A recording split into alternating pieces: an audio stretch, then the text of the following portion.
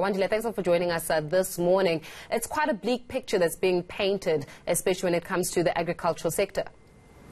Yeah, Faith, and I think the most important point to take out of these results, Faith, is that we are now at a space where this confidence index has been at a contractory territory for at least the longest period since the financial crisis, because to have 6 quarters where you are below the 50 benchmark point that for this longest period is really something that we saw during those times. And all it tells us is that sentiment-wise, as well as just general business conditions in South Africa's farming sector are not in good shape.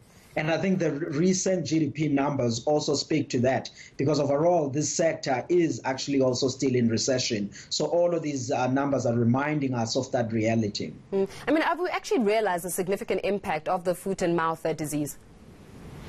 I think that the foot and mouth disease, I mean, it's something that we in the recent years only started to see a largest impact of it this year. You think back, for example, the past few years, there would be an outbreak here and there, but it wouldn't cause much of an impact. What I think it caused, what made it serious this time around, is that South Africa has over time increasingly been exposed to export side. We are an export-led country. So whenever you have these foot and mouth diseases, it usually leads to a blockage of all of your export activity. You're thinking wool, and you're thinking on all of the livestock products. And that's what we actually saw in there. And if you look at the trade figures, for example, for the first 3 quarters of this year, the wool sector took a biggest knock on that. And obviously the broader livestock sector, and that underperformance really comes from that.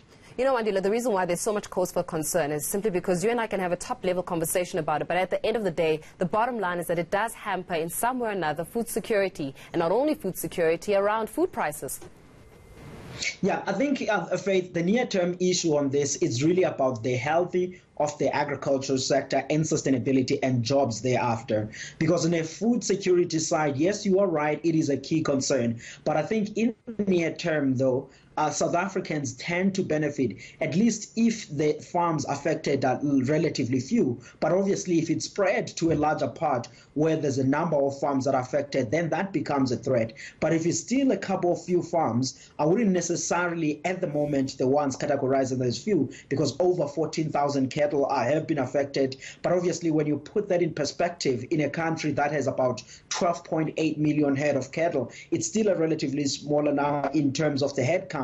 But it does have an impact. It's something that we need to curb. But on a consumer side, Faith, I wouldn't worry a lot by the near-term increase on a mid-price inflation side. In fact, what you would see is largely a decline in the coming months, because now the exports are not going out and all of that meat remains in a domestic market. But longer term, the sustainability of the livestock sector gets to be at risk. Let's talk a little bit about that sustainability and that issue around job creation, because sustainability is also significantly impacted by the type of policies which we have governing the agricultural space. And from what we understand, what we gather is that there's a lot of uncertainty when it comes to the policies within the sector, which hampers on investment opportunities and hampers on the ability for us to even be sustainable.